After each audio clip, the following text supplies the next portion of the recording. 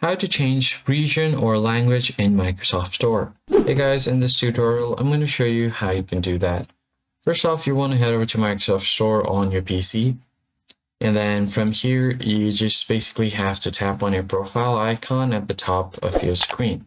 So your region is completely based on your own the region that is set on your PC. So it has nothing to do with Microsoft Store itself, but your entire location on your PC.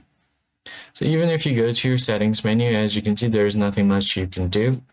So if you want to change language or region, go to your search bar, open up your settings.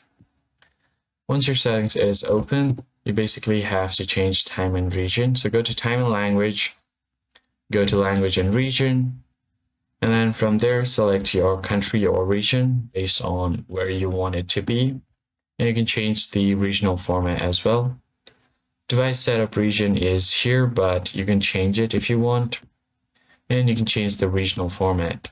You could also change your language, add a language, and then you should be able to do that. And those changes will be applied to your Microsoft Store as well. That's basically it, guys. If this tutorial was helpful, be sure to like the video down below and subscribe. I'll catch you in the next one.